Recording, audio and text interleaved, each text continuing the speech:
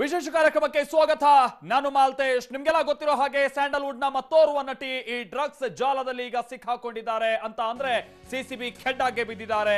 ಅವರು ಮತ್ಯಾರು ಅಲ್ಲ, ಸಂಜನಾ ಗಲ್ರಾನಿ. ಸದ್ಯ ಅವರನ್ನ ಎಸಿಎಂಎಂ ಕೋರ್ಟ್ ನ ಮುಂದೆ ಹಾಜರುಪಡಿಸಿದಂತ ಸಂದರ್ಭದಲ್ಲಿ 5 ದಿನ ನ್ಯಾಯಾಧೀಶರು ಸಿಸಿಬಿ ಕಸ್ಟಡಿಗೆ ಕೊಟ್ಟಿದ್ದಾರೆ.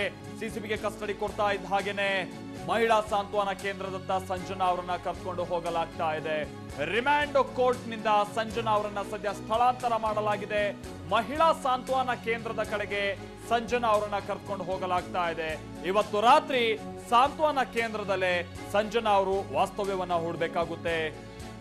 ಮಹಿಳಾ ಸಾಂತ್ವನ ಕೇಂದ್ರ ಅಂದ್ರೆ ಬಹುಶಃ ಇದು ಕೂಡ ಮಡಿವಾಳದ ಬಳಿ ಇರುವಂತ ಮಹಿಳಾ ಸಾಂತ್ವನ ಕೇಂದ್ರನ ಅಥವಾ ಬೇರೆ ಕಡೆಗೆ ಅವ್ರನ್ನ ಶಿಫ್ಟ್ ಮಾಡ್ಲಾಗ್ತದೆ. ನಾವು ಕೆಲ ಕ್ಷಣಗಳಲ್ಲಿ ಆ ಡೀಟೇಲ್ಸ್ ಅನ್ನು ಕೂಡ ನಿಮ್ಮ ಮುಂದೆ ಇಡ್ತೀವಿ. ಯಾಕಂತ ಅಂದ್ರೆ ಈಗ ಆಲ್ರೆಡಿ ಮಡಿವಾಳದ ಬಳಿ ಇರುವಂತ ಮಹಿಳಾ ಸಾಂತ್ವನ ಕೇಂದ್ರದಲ್ಲಿ ರಾಗಿಣಿ ದ್ವಿವೇದಿ ಅವರು ಕೂಡ ಇರುವಂತಹ ಸಂಗತಿಯನ್ನ ನೀವೆಲ್ಲ ಗಮನಿಸಿದ್ದೀರಾ. ಹೀಗಾಗಿನೇ ಬಹುಶಃ ಸಂಜನಾ ಅವರನ್ನು ಕೂಡ ಅಲ್ಲಿಗೆ ಕರ್ಕೊಂಡು ಹೋಗಲಾಗ್ತಾ ಇದೆ. ಇವತ್ತು ರಾತ್ರಿ ಅಲ್ಲೇ ಅವರು ಇರ್ತಾರೆ. ಬಹುಶಃ ಮುಂದಿನ ದಿನಗಳಲ್ಲೂ ಅಂದ್ರೆ 5 ದಿನ ಅವರು ಸಿಸಿಬಿ ಕಸ್ಟಡಿಯಲ್ಲಿ ಇರ್ತಾರಲ್ಲ, 5 ದಿನನೂ ಕೂಡ ಮಹಿಳಾ ಸಾಂತ್ವನ ಕೇಂದ್ರದಲ್ಲೇ ಇರ್ತಾರ ಅಥವಾ ಸಿಸಿಬಿ ತನ್ನ ಕಚೇರಿಯಲ್ಲೇ ವಿಚಾರಣೆಗೆ ಒಳಪಡಿಸುವಂತ ಸಂದರ್ಭದಲ್ಲಿ ಅಲ್ಲೇ ಅವರಿಗೆ ವ್ಯವಸ್ಥೆ ಮಾಡ್ತಾರ ಗೊತ್ತಿಲ್ಲ.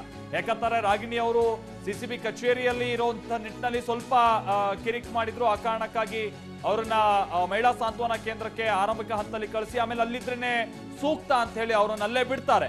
ಹೀಗಾಗಿ ಸಂಜನಾ ಅವರ ವಾಸ್ತವ್ಯ ಇವತ್ತಿನ ಮಟ್ಟಿಗೆ ಮಹಿಳಾ ಸಾಂತ್ವನ ಕೇಂದ್ರ. ಬಟ್ ಇನ್ನುಳಿದಂತ 5 ದಿನ ಅವರು ಎಲ್ಲಿರ್ತಾರೆ ಇದ್ರ ಬಗ್ಗೆ ಬಹುಶಃ ಈಗ ಸಿಸಿಬಿ ಅಧಿಕಾರಿಗಳು ಒಂದಷ್ಟು ತಯಾರಿಯನ್ನ ಮಾಡ್ಕೊಳ್ತಾ ಇದ್ದಾರೆ ಅನ್ನೋದು ಗೊತ್ತಾಗ್ತಾ ಇದೆ. ಎಲ್ಲಿ ತನಕನೂ ಕೂಡ ಬಹಳ ಕಾನ್ಫಿಡೆಂಟ್ ಅಲ್ಲಿದ್ರು. ನನ್ಗೆ ಸಂಬಂಧಪಟ್ಟಾಗೆ ನೋಟಿಸ್ ಬರೋದೂ ಇಲ್ಲ, ನಾನ್ ಈ ಕೇಸ್ನಲ್ಲಿ ಭಾಗಿಯಾಗಿನೂ ಕೂಡ ಇಲ್ಲ, ನನಗೂ ಈ ಡ್ರಗ್ಸ್ ದಂಧೆಗೂ ಸಂಬಂಧನೇ ಇಲ್ಲ, ಈ ರೀತಿಯಾದಂತ ಮಾತುಗಳನ್ನ ಬಹಳ ಕಾನ್ಫಿಡೆಂಟ್ ಆಗಿ ಮಾತನಾಡ್ತಾ ಇದ್ದಂಥವ್ರು ಸಂಜನಾ ಗಲ್ರಾನಿ ಅವರು. ಆದ್ರೆ ಇದೀಗ ಈ ಜಾಲದಲ್ಲಿ ಅವರೂ ಕೂಡ ಭಾಗಿಯಾಗಿದ್ದಾರೆ ಅಂತ ಸಿಸಿಬಿ ತನ್ನ ಖೆಡ್ಡಾಕಿ ಕೆಡವಿದೆ. ಇವತ್ತು ಬೆಳಗ್ಗೆ ಅವರ ಮನೆಗೆ ಹೋಗಿ ಸರ್ಚ್ ವಾರೆಂಟ್ ಸಮೇತವಾಗಿ ರೈಡ್ ಮಾಡಿದಂತ ಸಿಸಿಬಿ ಅನಂತರದಲ್ಲಿ ತನ್ನ ಕೇಂದ್ರ ಕಚೇರಿ ಕಡೆಗೆ ಕರ್ಕೊಂಡು ಬರ್ತಾರೆ. ಅನಂತರದಲ್ಲಿ 3.5 ಗಂಟೆಗಳ ಸತತವಾದಂತ ವಿಚಾರಣೆಯ ಬಳಿಕ ಅವರನ್ನ ಅರೆಸ್ಟ್ ಮಾಡ್ತಾರೆ. ಆ ನಂತರದಲ್ಲಿ ಕೆಸಿ ಜನರಲ್ ಹಾಸ್ಪಿಟಲ್ಗೆ ಹೋಗಿ ಅವರ ಮೆಡಿಕಲ್ ಚೆಕಪ್ ಆಗುತ್ತೆ. ಆ ನಂತರದಲ್ಲಿ ನ್ಯಾಯಾಧೀಶರ ಮುಂದೆ ಹಾಜರುಪಡಿಸಿ 5 ದಿನಗಳ ಕಾಲ ಕಸ್ಟಡಿ ಪಡೆದುಕೊಂಡಿದ್ದಾರೆ. ಅವರ ತಾಯಿ ಪಾಪ ನಾವು ಅಲ್ಲಿ ಗಮನಿಸ್ತಾ ಇದ್ದೀವಿ, ಅವರು ಬೆಳಿಗ್ಗೆಯಿಂದನೂ ಕೂಡ ಓಡಾಡ್ತಾ ಇದ್ರು, ಸಿಸಿಬಿ ಕಚೇರಿಯಲ್ಲೆಲ್ಲ ಓಡಾಡ್ತಾ ಇದ್ರು. ಮುಂದೇನ್ ಮಾಡ್ಬೇಕು ಅನ್ನುವಂಥ ನಿಟ್ಟಿನಲ್ಲಿ ಬಹಳ ತಲೆ ಕೆಡಿಸ್ಕೊಂಡಿದ್ರು. ಈಗ ಮಗಳು ಅರೆಸ್ಟ್ ಆಗಿದ್ದಾರೆ ಅನ್ನುವಂಥ ವಿಚಾರ ಗೊತ್ತಾಗಿ ಅವರನ್ನ ಕಸ್ಟಡಿ ಕೊಟ್ಟಿದ್ದಾರೆ ಅನ್ನುವಂಥದ್ದು ಗೊತ್ತಾಗ್ತಾ ಇದ್ದ ಹಾಗೇನೆ ಅಲ್ಲಿ ಹೋಗಿ ಮಗಳು ಜೊತೆಗೆ ಅಲ್ಲಿರುವಂತಹ ಅಧಿಕಾರಿಗಳ ಜೊತೆಗೆ ಮಾತನಾಡ್ತಾ ಇರುವಂತಹ ಸಂದರ್ಭವನ್ನ ಗಮನಿಸ್ತಾ ಇದೀವಿ. ಮಾಲ್ತೇಶ್ ಜೋಗಿನ್ ನಮ್ಗೆ ಇದಕ್ಕೆ ಸಂಬಂಧಪಟ್ಟಂಗೆ ಮತ್ತಷ್ಟು ಡೀಟೇಲ್ಸ್ ಅನ್ನ ಕೊಡ್ತಾರೆ ನಮ್ಮ ಪ್ರತಿನಿಧಿ ಮಾಲ್ತೇಶ್ ಜೋಗಿನ್. ಈಗ 5 ದಿನಗಳ ಕಾಲನೂ ಕೂಡ ಅವರು ಮಹಿಳಾ ಸಾಂತ್ವನ ಕೇಂದ್ರದಲ್ಲೇ ಇರ್ತಾರೆ, ಅಂದ್ರೆ ಮಡಿವಾಳದ ಮಹಿಳಾ ಸಾಂತ್ವನ ಕೇಂದ್ರನ. ಯಾಕಂತಾರೆ ಅಲ್ಲಿಗೆ ಆಲ್ರೆಡಿ ರಾಗಿಣಿ ದ್ವಿವೇದಿ ಅವರು ಕೂಡ ಇದ್ದಾರೆ. ಹೇಗೆ ಇವ್ರಿಗೆ ಹೇಗೆ ವ್ಯವಸ್ಥೆ ಇರುತ್ತೆ, ವಾಸ್ತವ್ಯದ ವ್ಯವಸ್ಥೆ? ಮಾಲ್ತೇಶ್, ಈಗಷ್ಟೇ ಏನಂತಂದ್ರೆ ವಸಂತ ನಗರದಲ್ಲಿರ್ತಕ್ಕಂಥ ಎಸಿಎಂಎಂ ನ್ಯಾಯಾಲಯದಲ್ಲಿ ಏನು ಸಂಜನಾ ಅವರನ್ನ ಸಿಸಿಬಿ ಅಧಿಕಾರಿಗಳು ವಶಕ್ಕೆ ಪಡೆದಿರ್ತಕ್ಕಂಥದ್ದು ಈಗ ನೇರವಾಗಿ ನೋಡ್ತಾ ಇರುವಂತದ್ದು. ಪ್ರಮುಖವಾಗಿ ಏನಂತಂದ್ರೆ ಅಲ್ಲಿ ನ್ಯಾಯಾಧೀಶರ ಮುಂದೆ ಹಾಜರುಪಡಿಸಿದ ನಂತರ ಈಗಷ್ಟೇ ಏನು ಅಂತಂದ್ರೆ ಸಾಂತ್ವನ ಕೇಂದ್ರದತ್ತ ಸಂಜನಾ ಅವರನ್ನ ಕರೆದುಕೊಂಡು ಹೋಗ್ತಾ ಇರ್ತಕ್ಕಂಥದ್ದು. ಪ್ರಮುಖವಾಗಿ ಸಿಸಿಬಿ ಅಧಿಕಾರಿಗಳು 8 ದಿನಗಳ ಕಾಲ ಕಸ್ಟಡಿಗೆ ಕೇಳಿದ್ರು. ಆದ್ರೆ ನ್ಯಾಯಾಲಯ 5 ದಿನಗಳ ಕಾಲ ಅವರನ್ನ ವಶಕ್ಕೆ ಸಿಸಿಬಿ ಅಧಿಕಾರಿಗಳು ವಶಕ್ಕೆ ನೀಡಿರ್ತಕ್ಕಂಥದ್ರ ಬೆನ್ನಲ್ಲೇ ಈಗ ಅಧಿಕಾರಿಗಳು ಅವರನ್ನ ಕರೆದುಕೊಂಡು ಏನು ಮಹಿಳಾ ಸಾಂತ್ವನ ಕೇಂದ್ರದತ್ತ ಹೋಗ್ತಾ ಇದ್ದಾರೆ. ಆದ್ರೆ ಬಹುತೇಕ ಏನಂತಂದ್ರೆ ನಾಳೆ ಮತ್ತೆ ಸಿಸಿಬಿ ಅಧಿಕಾರಿಗಳು ವಿಚಾರಣೆಗಾಗಿ ಅವರನ್ನ ಸಿಸಿಬಿ ಕಚೇರಿಗೂ ಕೂಡ ಕರೆದುಕೊಂಡು ಹೋಗುವಂತ ಬಹುತೇಕ ಸಾಧ್ಯತೆಗಳಿರುವಂತದ್ದು. ಈಗ ಸದ್ಯಕ್ಕೆ ಏನು ಅಂತಂದ್ರೆ ಮಹಿಳಾ ಸಾಂತ್ವನ ಕೇಂದ್ರದಂತ ಸಂಜನಾ ಅವರನ್ನ ಕರೆದುಕೊಂಡು ಅಧಿಕಾರಿಗಳು ಹೋಗ್ತಾ ಇರ್ತಕ್ಕಂಥದ್ದು.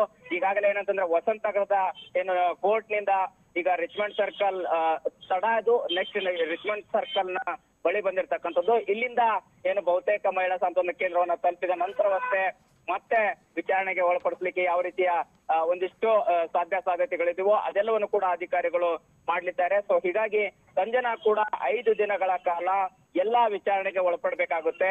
ಈಗಾಗಲೇ ಸಿಸಿಬಿ ಅಧಿಕಾರಿಗಳು ಏನು ಮಾಹಿತಿಯನ್ನು ಸಂಗ್ರಹಿಸಿದ್ದಾರೋ ಅದೆಲ್ಲದಕ್ಕೂ ಕೂಡ ಉತ್ತರಗಳನ್ನ ನೀಡಬೇಕಾಗುತ್ತೆ. ಹೀಗಾಗಿ ಈ ಪ್ರಕ್ರಿಯೆ ಮುಂದಿನ ದಿನಗಳಲ್ಲಿ ಹೇಗಾಗುತ್ತೆ ಅನ್ನೋದನ್ನ ಕಾದ್ ನೋಡ್ಬೇಕಾಗಿದೆ Maltesh. Okay, thank you Maltesh Jogin. ನಾವು ಪ್ರತಿನಿಧಿ ಮಾಲ್ತೇಶ್ ಜೋಗಿನ್ ಹೇಳಿದಾಗೆ ಇವತ್ತಿನ ಮಟ್ಟಿಗಂತೂ ಅವರನ್ನ ಮಹಿಳಾ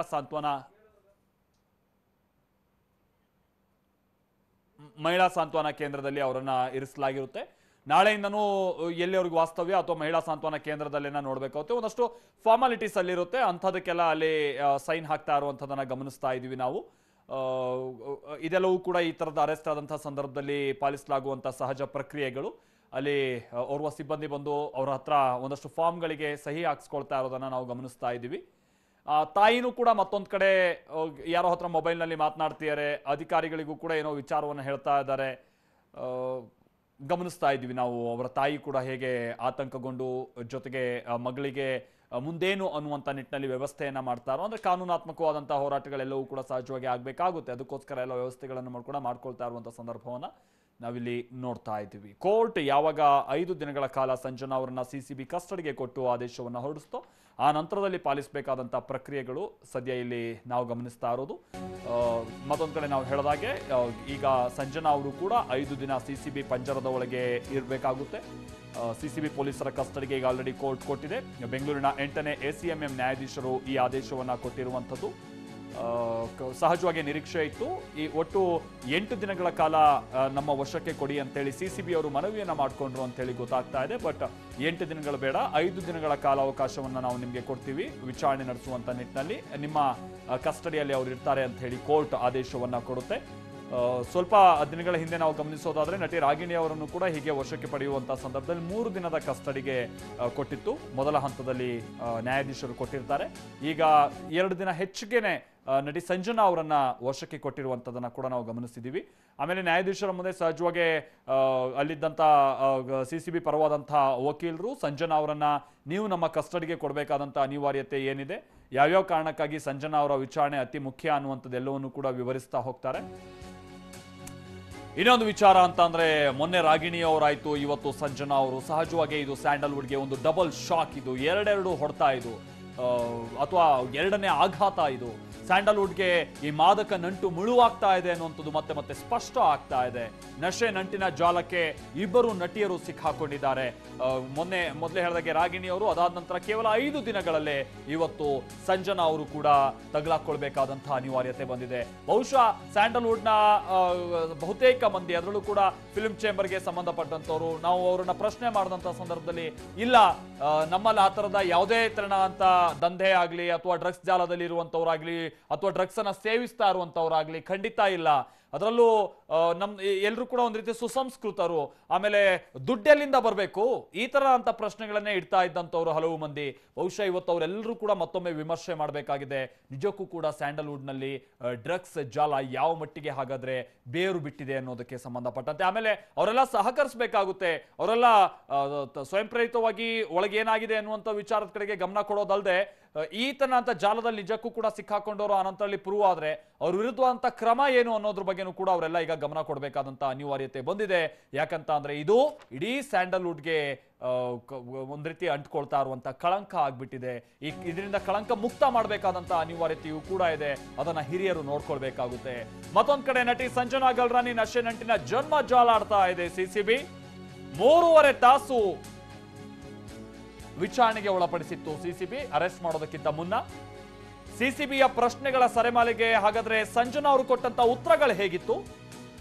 ಬಹಳ ಪ್ರಶ್ನೆಗಳನ್ನಿಟ್ಟಿದ್ದಾರೆ. ಅಧಿಕಾರಿಗಳ ಪ್ರಶ್ನೆಗಳಿಗೆ ಗಂಡ ಹೆಂಡತಿ ನಟಿ ಒಂದ್ ರೀತಿ ಶಾಕ್ ಆಗ್ಬಿಟ್ರ ಅಥವಾ ಬೆವರಿ ಹೋದ್ರ ಅಥವಾ ಎಕ್ಸ್ಪೆಕ್ಟ್ ಮಾಡದೇ ಇರುವಂತ ಪ್ರಶ್ನೆಗಳು ಎದುರಾದಂತ ಸಂದರ್ಭದಲ್ಲಿ ಅವ್ರ ರಿಯಾಕ್ಷನ್ ಹೇಗಿತ್ತು, ಹೇಗೆ ಅವರು ತನಿಖೆಗೆ ಸಹಕರಿಸಿದ್ರು, ಇದೆಲ್ಲ ಡೀಟೇಲ್ಸ್ ಅನ್ನು ನಾವು ನಿಮ್ಗೆ ನೀಡ್ತಾ ಹೋಗ್ತೀವಿ. ಒಬ್ಬ ಡ್ರಗ್ಸ್ ಪೆಡ್ಲರ್ ಜೊತೆಗೆ ಇರುವಂತ ಸಂಬಂಧ ಏನ್ ನಿಮ್ಗೆ? ಅದು ರಾಹುಲ್ ವಿಚಾರವಾಗಿ ಅವ್ರು ಪ್ರಶ್ನೆ ಮಾಡಿರೋದು. ಸಂಜನಾ ಅವರು ಈಗ ಆಲ್ರೆಡಿ ಹೇಳ್ದಂಗೆ ರಾಖಿ ಬ್ರದರ್, ಆತ ಪೆಡ್ಲರ್ ಅಂತ ಗೊತ್ತಿದ್ರೂ ಕೂಡ ನೀವು ಪೊಲೀಸರಿಗೆ ಯಾಕೆ ತಿಳಿಸಿಲ್ಲ? ನೀವು ಅವರ ಪಾರ್ಟಿಯಲ್ಲಿ ಡ್ರಗ್ಸ್ ಸೇವಿಸಿದೀರಾ ಅಂದ್ರೆ ಇಂಥ ಪ್ರಕರಣದಲ್ಲಿ ಹೇಗೆ ಅಂತ ಅಂದ್ರೆ, ಒಬ್ಬ ವ್ಯಕ್ತಿ ತಪ್ಪು ಮಾಡ್ತಾ ಇದ್ದಾನೆ ಅಥವಾ ಆತ ಪೆಡ್ಲರ್ ಆಗಿದ್ದಾನೆ, ಆತನ ಮುಖೇನವಾಗಿ ಬಹಳ ಜನ ಹಾದಿ ತಪ್ತಾ ಇದ್ದಾರೆ ಅಂತ ಗೊತ್ತಾದ್ಮೇಲೂ ಕೂಡ ಅದನ್ನ ಪೊಲೀಸಿಗೆ ಇನ್ಫಾರ್ಮ್ ಮಾಡಲಿಲ್ಲ ಅಂತ ಅಂದ್ರೆ ಅದು ಕೂಡ ಇಲ್ಲಿ ಅಫೆನ್ಸ್ ಅನ್ನುವಂತ ರೀತಿಯಾಗಿ ಪೊಲೀಸರು ಸಂಜನಾ ಅವ್ರ ಮುಂದೆ ಪ್ರಶ್ನೆಗಳನ್ನ ಇಟ್ಟಿದ್ದಾರೆ. ಆಗ ಸಂಜನಾ ಅವರು ಸಹಜವಾಗಿ ಅಂದ್ರೆ ನಾನು ಯಾಕೆ ಅದ್ರ ಬಗ್ಗೆ ತಲೆ ಕೆಡಿಸ್ಕೊಂಡ್ಲಿ ಅಂತ ಅವ್ರು ಹೇಳೋದಕ್ಕೂ ಕೂಡ ಆಗೋದಿಲ್ಲ. ಈ ರೀತಿಯಾಗಿ ಒಂದಷ್ಟು ಪ್ರಶ್ನೆಗಳ ಮುಖೇನವಾಗಿನೇ ಲಾಕ್ ಮಾಡುವಂತ ಪ್ರಯತ್ನವನ್ನ ಕೂಡ ಸಿಸಿಬಿ ಮಾಡಿದೆ. ಆಮೇಲೆ ಬಹುಶಃ ಒಂದಷ್ಟು ಪ್ರಶ್ನೆಗಳಿಗೆ ಸಮರ್ಪಕವಾದಂತ ಉತ್ತರವನ್ನ ಅವರು ಕೊಟ್ಟ ಹಾಗಿಲ್ಲ. ಆಮೇಲೆ ಈ ದೊಡ್ಡ ಜಾಲದಲ್ಲಿ ಸಂಜನಾ ಅವರ ಪಾತ್ರ ಬಹಳ ಇದೆ ಅಂತ ಹೇಳಿ ಸಿಸಿಬಿ ಪೊಲೀಸರಿಗೆ ಅನ್ಸಿರಬಹುದು.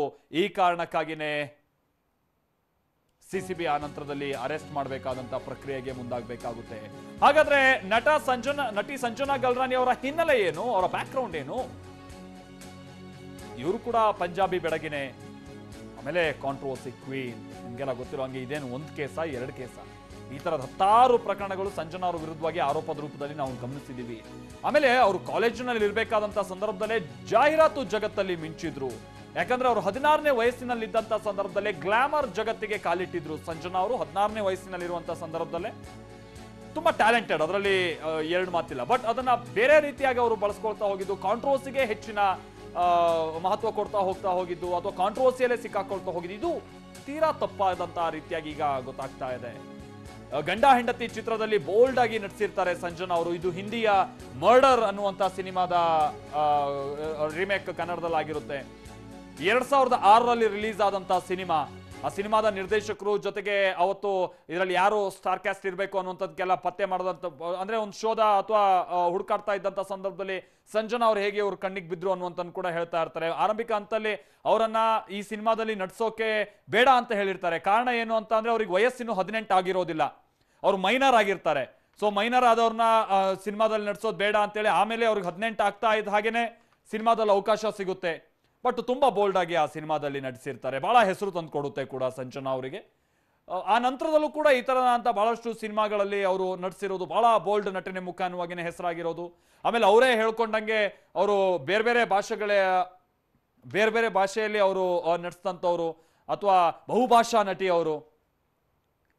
ಬಹಳ ನಾನು ಖ್ಯಾತಿ ಗಳಿಸಿದ್ದೀನಿ. ಆಮೇಲೆ ಇನ್ನೊಂದು ವಿಚಾರ, ಅವ್ರು ಬಹಳ ಸಂದರ್ಭದಲ್ಲಿ ಹೇಳ್ತಾ ಇರ್ತಿದ್ರು, ಅವ್ರ ವಿರುದ್ಧವಾಗಿ ಯಾರೇ ಆರೋಪ ಮಾಡಿದ್ರು, ಅವ್ರಿಗೇನು ನನ್ನ ಮೇಲೆ ಆರೋಪ ಮಾಡೋದಕ್ಕೆ, ಅವ್ರು ಯಾರು, ಅವ್ರೇನು, ನಾನು ಬಹುಭಾಷಾ ನಟಿ, ನಾನು ಎಷ್ಟೊಂದು ಸಾಧನೆ ಮಾಡಿದ್ದೀನಿ ಸಿನಿಮಾದಲ್ಲಿ, ನಾನು ದುಡ್ದಿದ್ದೀನಿ, ನಾನು ಅದನ್ನ ಅದೇ ತನಕ ಪ್ರಾಪರ್ಟಿ ಖರೀದಿ ಮಾಡಿದ್ದೀನಿ, ಬಟ್ ಅವ್ರು ಯಾರು ನನ್ನ ಬಗ್ಗೆ ಮಾತಾಡೋಕೆ, ಅವ್ರ ಯೋಗ್ಯತೆ ಏನು? ಇದೇ ಬಹಳಷ್ಟು ಸಂದರ್ಭದಲ್ಲಿ ಅವ್ರು ಪ್ರಶ್ನೆ ಮಾಡ್ತಾ ಇದ್ದಂತ. ಕೆಲವೊಂದು ಸಂದರ್ಭದಲ್ಲಿ ತೀರಾ ಹದ್ಮೀರಿ ಅವರು ಪ್ರತ್ಯಾರೋಪ ಮಾಡ್ತಾ ಇದ್ದಿದ್ದನ್ನು ಕೂಡ ನಾವು ಗಮನಿಸ್ತಾ ಇದ್ವಿ. ಇನ್ಫ್ಯಾಕ್ಟ್ ಕೆಲ ತಿಂಗಳುಗಳ ಹಿಂದೆ ಓರ್ವ ಯುವತಿಗೆ ಇವ್ರು ಹೊಡೆದಿದ್ರು, ಅಥವಾ ಓರ್ವ ಮಹಿಳೆಗೆ ಇವ್ರು ಹೊಡೆದಿದ್ರು ಅನ್ನುವಂಥ ವಿಚಾರವಾಗಿ ಗಲಾಟೆ ಆಗುತ್ತೆ, ಪೊಲೀಸ್ ಸ್ಟೇಷನ್ ಮೆಟ್ಲು ಹತ್ತುತ್ತೆ. ಆಗ ತೀರಾ ಕೆಟ್ಟ ಭಾಷೆಗಳನ್ನ ಬಳಸಿ ಆ ಮಹಿಳೆ ಮೇಲೆ ಅವರು ವಾಗ್ದಾಳಿಯನ್ನ ಮಾಡಿದ್ದು, ವಿಡಿಯೋ ಮಾಡಿದ್ದು, ನೀನ್ ಯಾರ ಜೊತೆ ಇದ್ದೆ, ನೀನ್ ಹೇಗೆ ಈ ರೀತಿಯಾಗಿ ಪ್ರಾಪರ್ಟಿಯನ್ನ ಖರೀದಿ ಮಾಡಿದೆ, ಅಂದ್ರೆ ಒಂದೊಂದು ಸಂದರ್ಭದಲ್ಲಿ ಹದ್ದು ಮೀರಿದಂತ ಆ ಮಾತುಗಳು ಅಥವಾ ಈ ತರದ ಆರೋಪ ಪ್ರತ್ಯಾರೋಪವನ್ನು ಕೂಡ ನಾವು ಗಮನಿಸಿದೀವಿ. ಬಟ್ ಅದೆಲ್ಲವೂ ಕೂಡ ಈ ಕೇಸ್ನಷ್ಟು ಮಟ್ಟಿಗೆ, ದೊಡ್ಡ ಮಟ್ಟಿಗೆ ಅದು ಪೊಲೀಸ್ ಠಾಣೆ ಮೆಟ್ಲೇರಿ ಇವರಿಗೆ ಬಹಳ ಕಂಟಕ ತರುವಂತ ರೀತಿಯಾಗಿ ಆಗಿರ್ಲಿಲ್ಲ. ಇಲ್ಲಿ ತನಕ ಅವ್ರು ಹೇಗೋ ಬಚಾವಾಗಿ ಬಂದಿದ್ರು. ಬಟ್ ಆ ನಂತರದಲ್ಲಿ ಇದಕ್ಕಿಂತ ದೊಡ್ಡ ದೊಡ್ಡ ಕಾಂಟ್ರವರ್ಸಿಗಳು ಕ್ರಿಯೇಟ್ ಆಗ್ತಾ ಹೋದಂತ ಸಂದರ್ಭದಲ್ಲಿ ಅವರಿಗಿದು ಕುತ್ತಿಗೆಗೆ ಬಂದಿರುವಂತಹ ಸಂಗತಿಯಾಗಿದೆ. ಅದು ಈ ಡ್ರಗ್ಸ್ ಜಾಲದ ರೂಪದಲ್ಲಿ ಅವರೀಗ ಸಿಸಿಬಿ ಕಸ್ಟಡಿಯಲ್ಲಿರಬೇಕಾದಂತಹ ಅನಿವಾರ್ಯತೆ ಬಂದಿದೆ.